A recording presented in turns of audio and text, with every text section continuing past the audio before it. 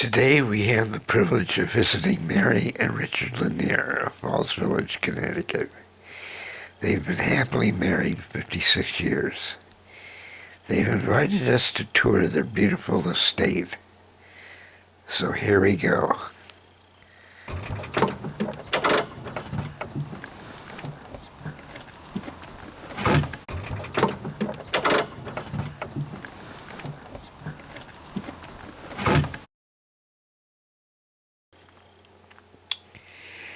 Mary and Richard Lanier purchased the land in 1992. In 2007, they placed 32 acres in conservation easement with the Connecticut Farmland Trust so that Grassy Hill could be enjoyed undeveloped for future generations.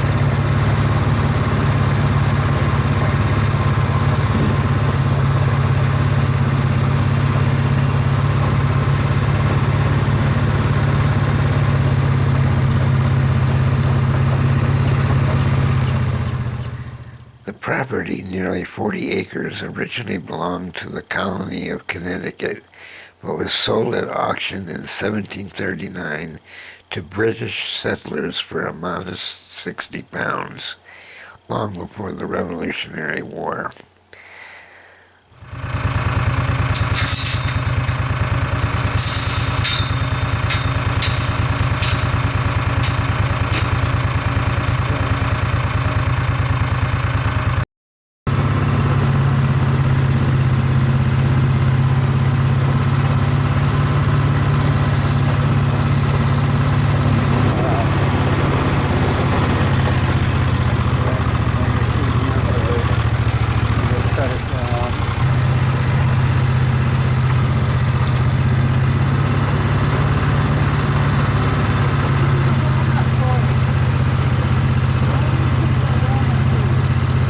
Oh, really?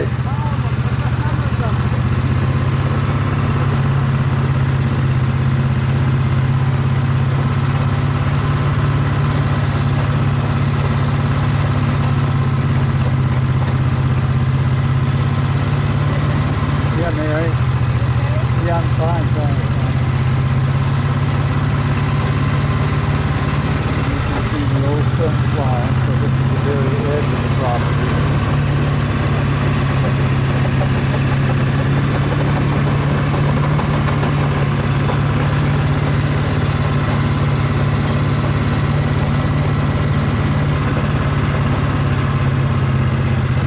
Get these big occasional logs that are called erratic that was dropped by the glacier. You know, when the glacier picked them up down south, maybe down in New Jersey or somewhere, and as they moved north, as the glacier dissolved and melted, it would release these huge boulders.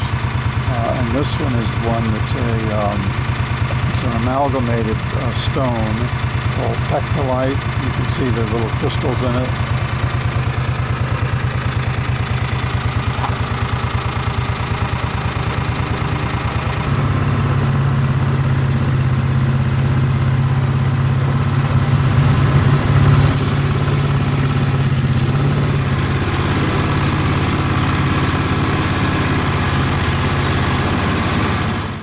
The British settlers were farmers, so their first priority was building a homestead, which no longer exists. And then they went to work clearing the property of trees and underbrush to create pastures for growing crops and raising livestock.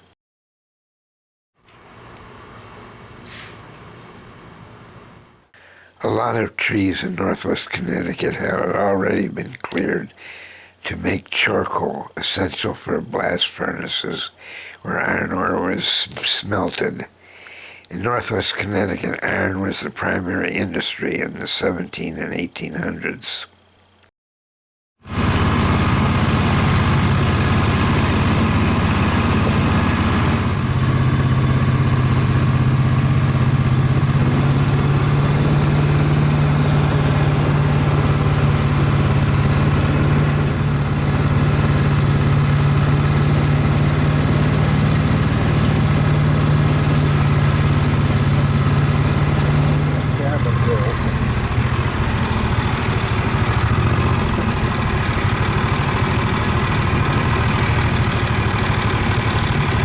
Ooh, what a view!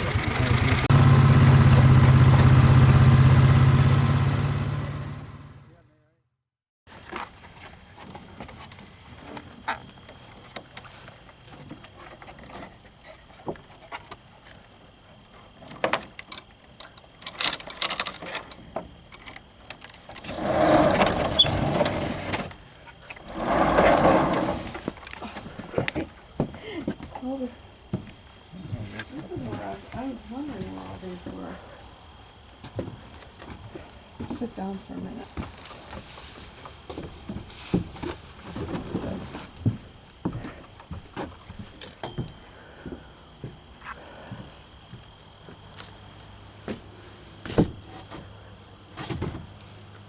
Isn't this peaceful? Hi, Mary. Hi. Isn't this peaceful, Richie? Sure is. Very, very peaceful. We hardly come up here. I'm glad you made the trip today. This is fun. I know, this is fun. Sometime we'll have breakfast up here. I like to do croissant sitting on the deck and coffee in the morning, especially when the leaves are turning. Which won't be too long from now. So we can do this again, Eric.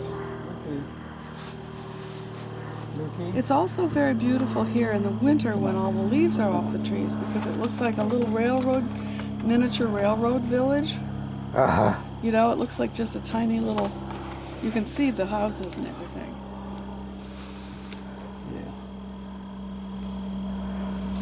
Yeah. Yeah, all that would have been cleared, used for open pasture. And we did a fair amount of clearing over the last 20, 25 years, cutting down cedar trees that were not too big, and then piling them around the edge of the property to form a kind of hedgerow.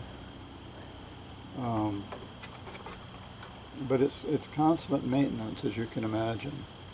You have to keep at it. Like if you look off to your left, you'll see how thick that is there. That we just stopped clearing in there. Normally we would have cut out a lot of those trees, but we didn't. So while we're sitting here, I'm remembering Dick Heinz. You know Dick Heinz? Sure. Okay, Dick Heinz was saying to me when he came back from a career in some other part of the country, and this is where he grew up, in Falls Village, and he talked about how they always used to toboggan down this hill. And a lot of the kids who did that are now sort of members of the planning and zoning and town fathers, town elders, use this as a kind of place to toboggan. There were no trees at the time. Yeah, very few.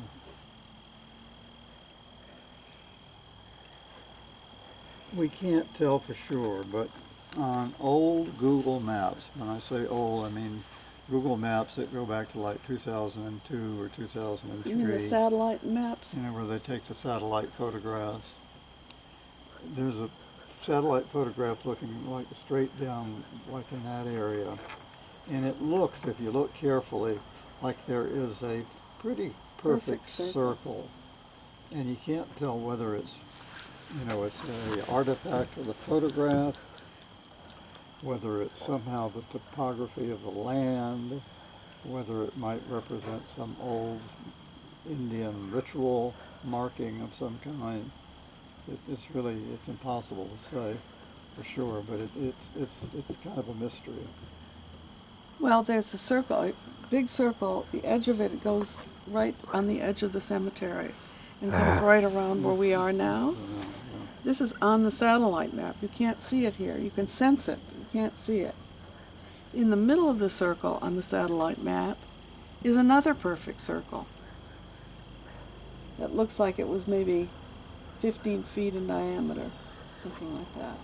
That would have been right in there somewhere. Why that showed up on the satellite photograph, we'll never know. That ridge there, right in front, Eric, the one that goes off to the right, that's the back basin of Lime Rock Park. Oh, is that right? So on firecracker night, fireworks night, you can see coming from behind it the fireworks. Huh. Okay, you want to continue Move on? on, yeah. Eric? Let's move on. Sure.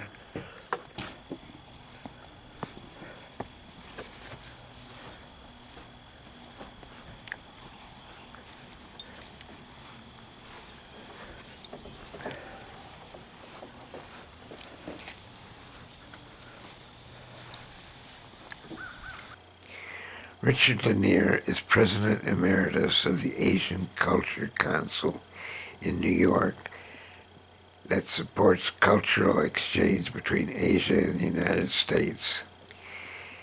It was established by John D. Rockefeller III. Richard was also founding trustee of the Trust for Mutual Understanding, also in New York, which funds programs between Russia and the United States and countries in Central and Eastern Europe. For 10 years, he served on a presidential cultural advisory committee in Washington, D.C.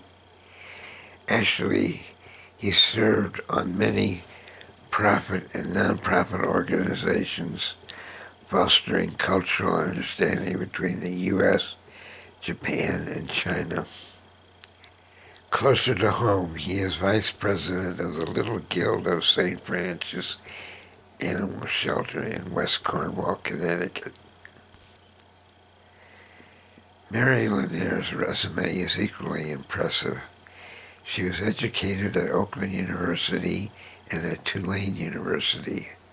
Her career as art historian, curator, and art advisor began in New York around 1965 at the Museum of Modern Art and at the American Federation of Arts.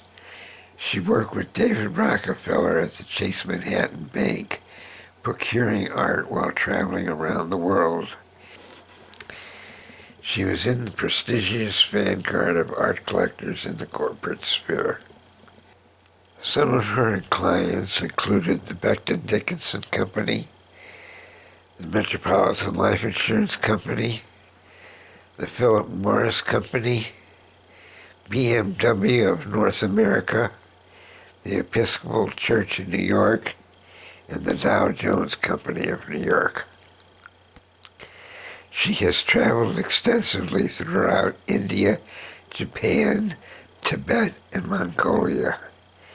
In 1990, Mary became close friends of His Holiness, the 33rd spiritual leader of the ancient Bon religion, the indigenous culture and religion of Tibet.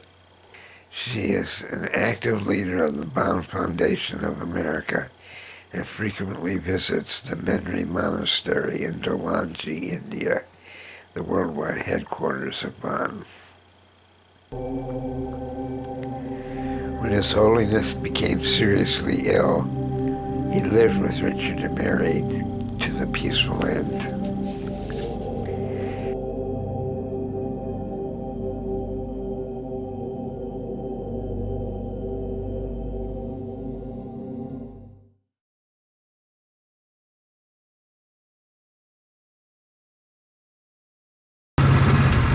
Apparently the Congregational Church put the cross up here maybe in the 1950s. And so every Sunday they have their Easter sunrise service up here. And they come up and sort of stand in a circle and join hands and have a service.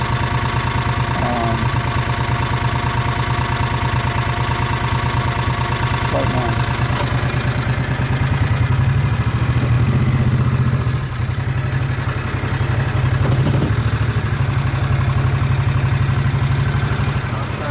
Sure. Another one of those erratic stones that was dropped by the glacier. This rock is very porous, you'll see. And it's made up of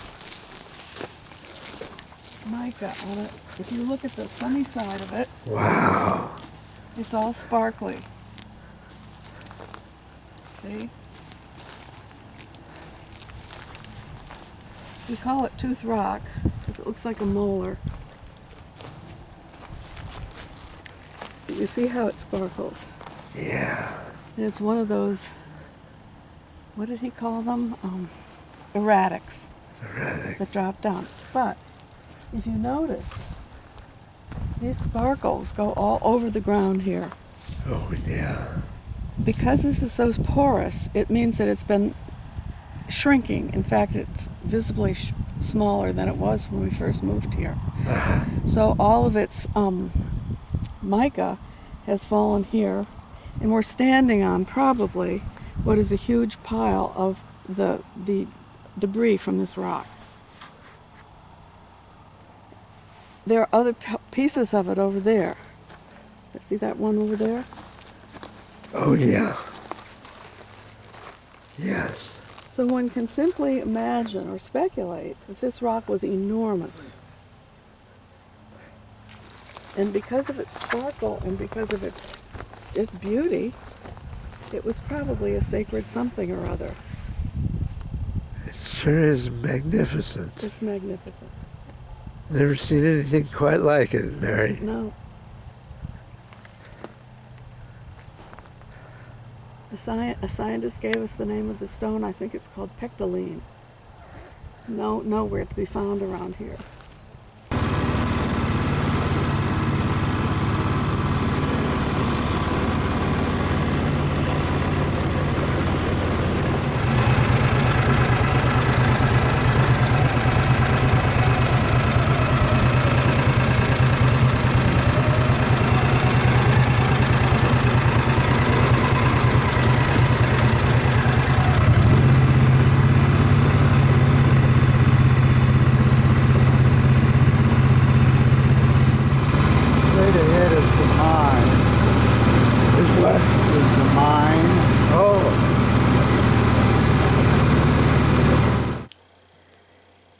They excavated limestone and marble.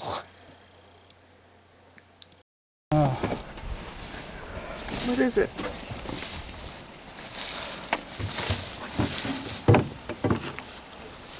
You want me to help you get out? No, just tell me what it is. It's a stone that they had started taking material away, and they broke a chisel and they stopped. I just wanted to show.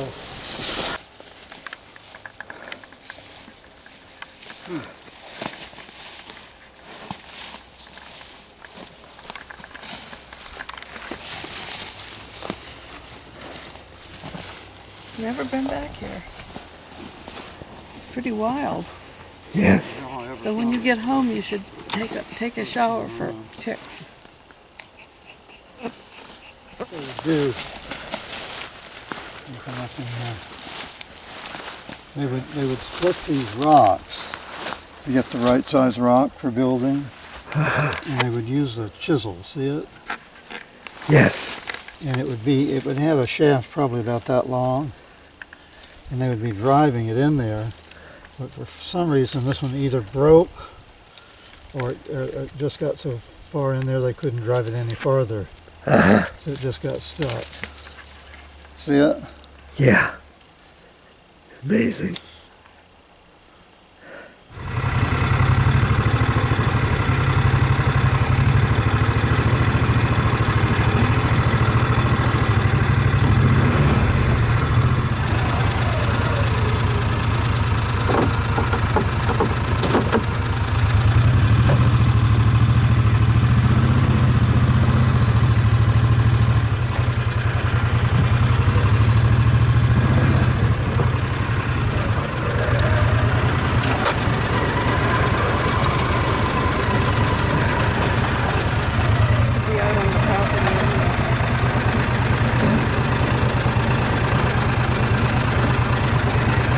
Even if you see them.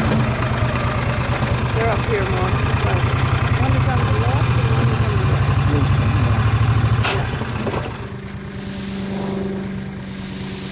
right. Richard concludes our journey by showing us a centuries-old relic found on his property from the Age of Iron.